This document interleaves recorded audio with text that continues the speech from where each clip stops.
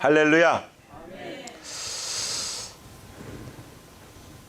우리는 성숙해야 합니다. 근데 어떻게 성숙해야 하냐는 자, 그리스도인들은 그냥 성숙하는 게 아니라 더불어 성숙해야 합니다. 더불어라는 말은 2인칭, 3인칭까지도 화합해야 합니다. 더 나아가야 한다라는 겁니다. 어느 작은 그 개척교회에 여선교회가 있었어요. 이 여선교회가 야유회를 떠났답니다. 그 야유회를 떠나려고 하니까 이 작은 교회에 그 차량이 있는데 그 차량을 타고 이제 출발을 합니다. 그 이제 이 작은 교회이고 개척교회다 보니까 뭐 새 차가 아니라 좀 이게 중고차였던가 봐요. 이 중고차가 가는데 중고차가 털털 걸으면서 이제 이게 갑니다. 늘 교회를 휘젓고 다니는 여전도회 회장이 승합자를 탁탁 이렇게 치면서 그 교회의 목사님에게 이렇게 큰 소리로 물어봅니다. 목사님, 이 똥차는 언제 떠나요? 그러니까는 이 목사님이 그렇게 말을 하더랍니다. 씩 웃으면서 이렇게 대답했답니다. 똥차요? 언제 떠나냐고요? 똥이 다 차면 떠나요. 그렇게 말을 했다. 우리는 미성숙이나 덜 성숙의 자리에 있지 말고 성숙한 자리에 나아가야 합니다. 특히 교회의 생활은 공동체 생활입니다. 이 공동체 생활이라는 것은 성숙으로 나아가는 귀한 훈련의 장인 것입니다. 교회의 공동체 생활은요, 육신적 공동체도 있지만 영적 공동체 생활인 것입니다. 그러니 영적 공동체 생활의 일원이 되기 위해서 우리가 하나님의 은혜 안에도 살지만 예수 그리스도의 한 몸된 지체가 되어야 된다라는 것입니다. 그러므로 말미암아 더불어 성숙해 가야 한다라는 것입니다. 그러면 더불어 성숙하기 위해서는 어떤 마음을 품어야 할까요? 첫째로 여러분에게 권면합니다. 함께하는 마음을 가지시길 바랍니다. 골로새서 3장의 나열한 덕목은요, 효율성이나 생산성에 대한 것들을 강조하고 있지는 않습니다. 긍휼은 고통받는 자와 가난한 자를 볼 때 마음으로부터 우러나오는 공감인 것입니다. 자비는 선행을 통해 상대방의 피로를 채워주는 마음일 것입니다. 겸손이라는 것, 이 겸손은 교만과 독단이 없는 마음인 것입니다. 온유함은요, 통제와 절제가 가능한 그러한 능력인 것입니다. 온유한 자라고 하는 말이 그냥 맥을 못 추도록 선한 자라고 사람들은 생각합니다. 아닙니다. 온유는 통제와 절제입니다. 여러분, 우리가 얼마나 겸손한 자일까요? 이 말은 우리가 교만하지 않는 자일까요? 때로는 독단적인 나만을 향한 이기심에 개인주의적 성향에 가득 차 있는 자일까요? 일본에 가면 일본에 있는 많은 사람들은 이기심을 갖고 있지는 않습니다. 이기주의적 성향이 아닙니다. 개인주의적 성향을 갖고 있습니다. 그런데 그 개인주의적 성향에 각각 들여다보면 그 개인주의적 성향은요, 곧 교만함이 있습니다. 이렇게 대놓고 얘기하면 기분이 좀 나쁠 거겠지만 아니요. 예수 그리스도를 아직 받아들이지 못했기 때문에, 모르기 때문에 당연히 사람의 인지 속에선 그렇게 갈 수밖에 없지 않을까요? 알고 있는 우리가 가르쳐 주면 되지 않을까요?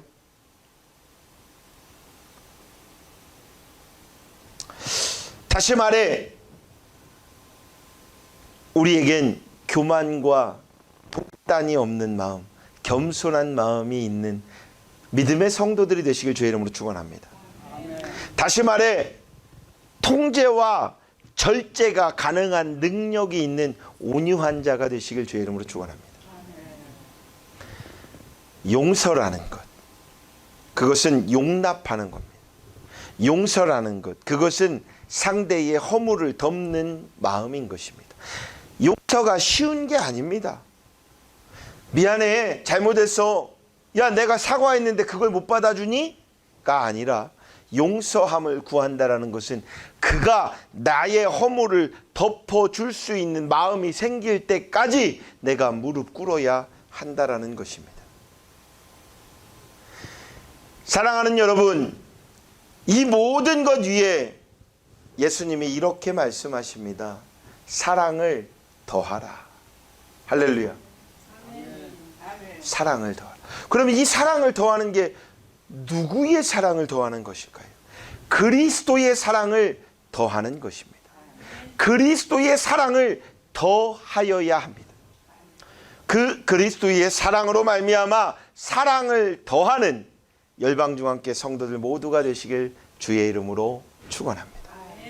두 번째는 그리스도의 평강으로 지배받는 마음입니다. 이무석 교수라는 분이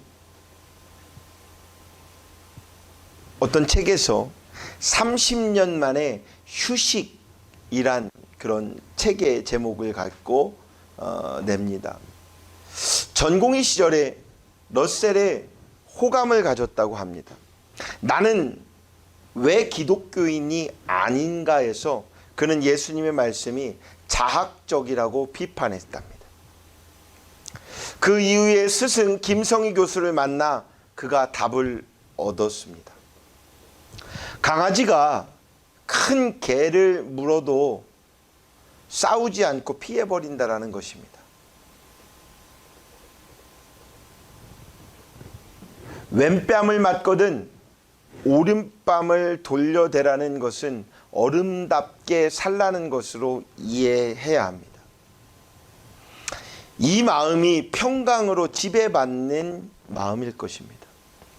골로새서 3장 15절 말씀은 너희는 평강을 위하여 한 몸으로 부르심을 받았나니 에서 더불어 성숙해 갈 수 있는 것을 말하고 있습니다. 이게 누구냐? 그리스도인입니다. 일본에 가서 굉장히 은혜 있는 시간들을 나눴습니다. 어떤 테마를 가지고 갔습니다. 주제를 가지고 간 건 아닙니다. 일본 선교였기에, 일본 순교지를 탐방하기에. 준비하신 여행사의 우리 그 대표께서 정말 신경 써서 잘 준비를 하셨더라고요. 고마웠습니다. 저와 함께 가이드를 해주신 우리 목사님께서 또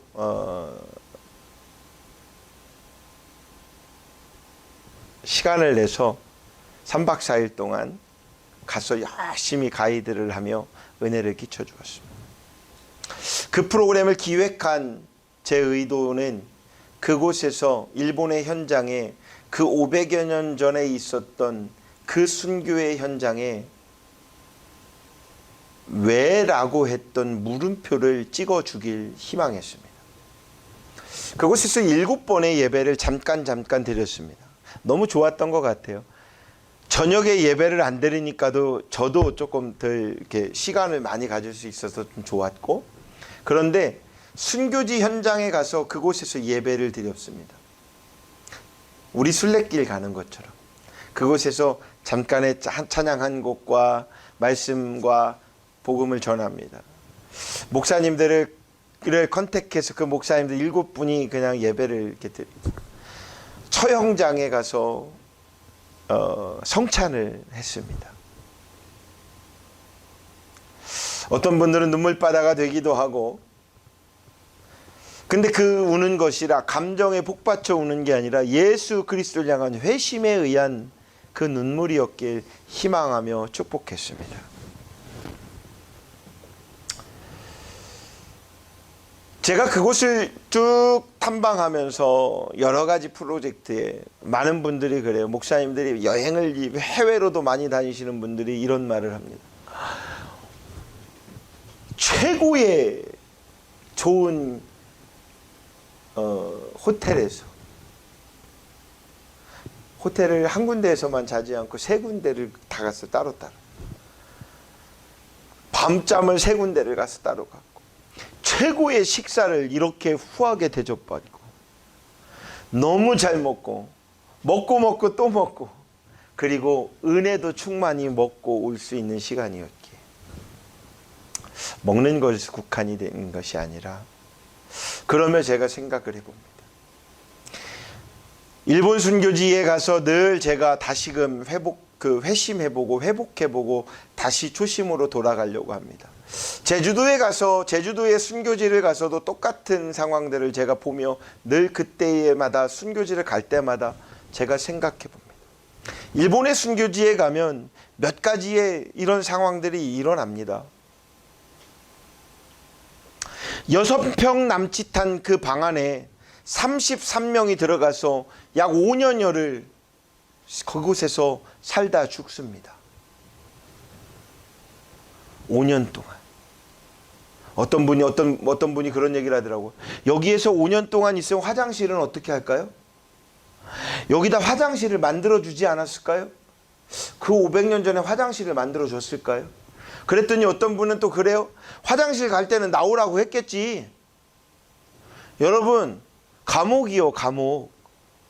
감옥에서 화장실이 있다고, 화장실 수변 마려요, 나 큰 거 마려요, 그러면 문 열어줍니까? 다녀오라고 합니까? 그 안에서 해결하게 했겠죠. 33명이 6평 안에서 누워서 잘 수 있는 곳입니까?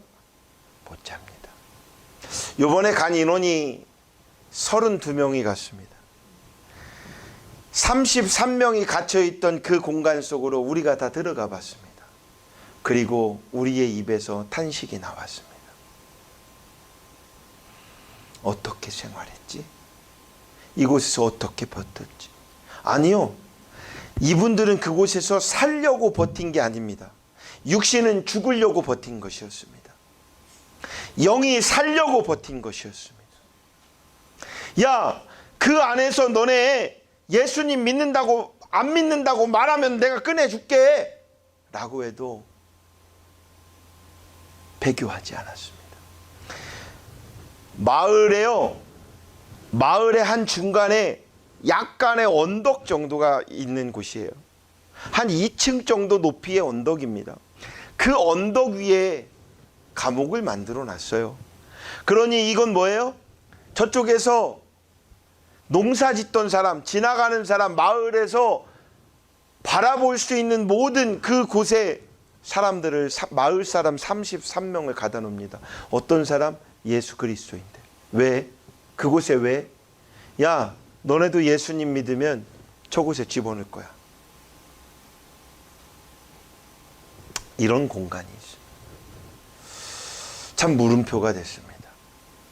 제가 예전에도 그 말씀을 드렸어요. 마지막에 간 성이 있어요. 그 성주는 그리스도인이었습니다.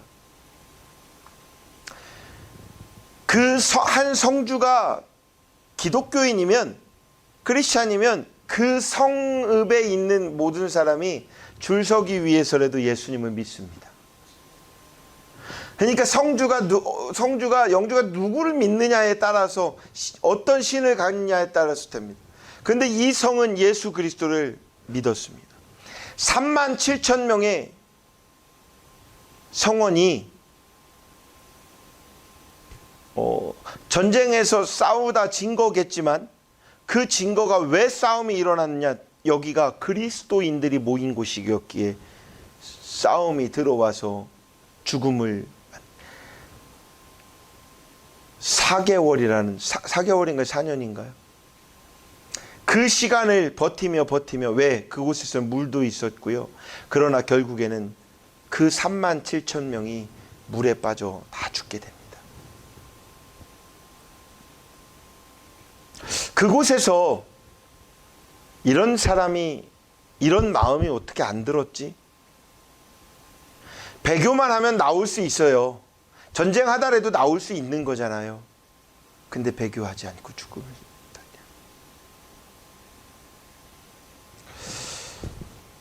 나가사키에 가면은요. 나가사키 하면 우리가 뭘로 유명하죠?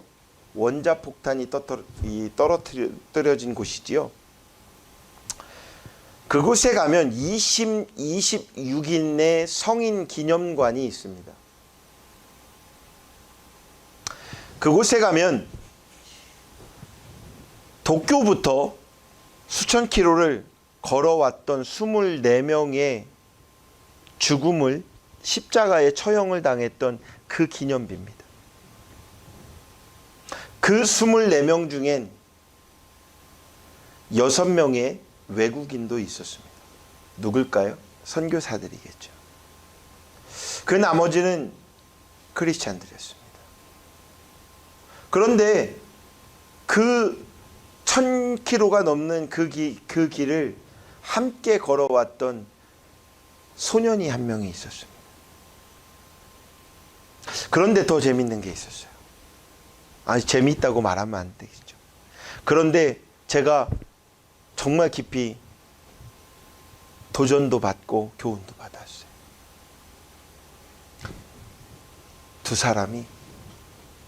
두 아이가 아마도 아빠나 누구를 따라오지 않았을까요? 그런데 그 두 아이가 따라오며 24명을 따라 걸어오며 이렇게 말을 합니다. 저도 기독교인입니다. 저도 크리스찬입니다. 나도 죽여주시오. 그래서 24명이 잡혔는데 26명이 되어 죽음을 맞이합니다. 그곳에 가장 어린 나이에 있는 아이가 12살, 13살, 14살에 있습니다.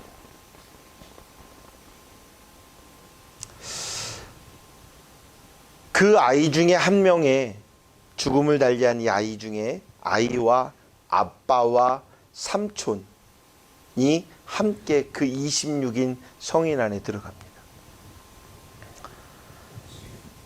여러분, 일본은요, 지금 우리 기독교 인구가 0.3%입니다. 천주교가 0.6% 정도 된답니다. 그러니까 합하여도 0.9%가 안 됩니다. 오울리 예수만을 전하고 있는 우리 기독교 0.3%라고 하는 그곳에 우리가 자꾸 가줘야 하는 이유가 뭔지 아세요? 사람들이 물음표를 물어봐요. 왜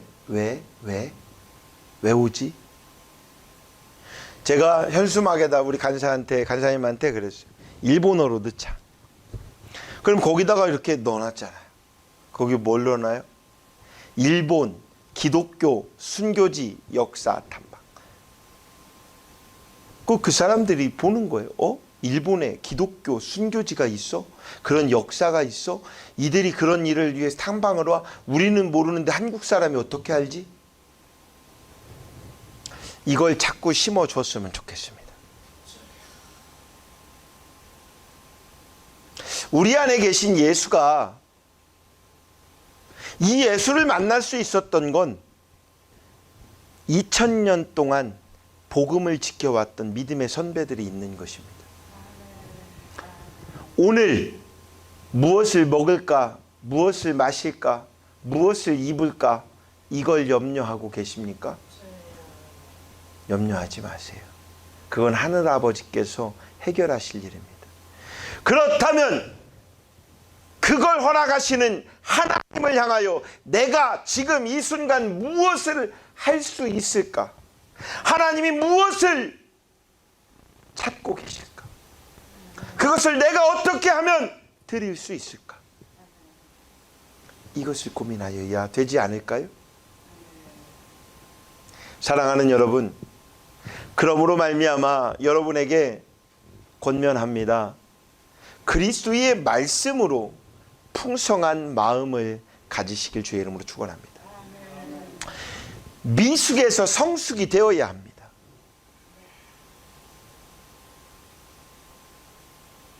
미숙한 마음은 말씀이 그 마음에 거하지 않는 상태인 것입니다. 그런 척하는 것입니다. 아닙니다. 성숙한 자는 그런 척하지 않아도 내면에서 나옵니다. 공허한 마음에 정욕이 발동하고 범죄하게 된다는 것입니다. 영적 범죄도 범죄인 것입니다. 반대로 말씀이 그 마음에 풍성히 거할 때 성숙한 마음을 분명히 가지게 됩니다. 말씀이라는 게 뭡니까? 하나님의 마음입니다. 말씀이라는 게 뭡니까? 하나님의 뜻입니다. 말씀이라는 게 무엇입니까? 예수 그리스도의 사랑인 것입니다.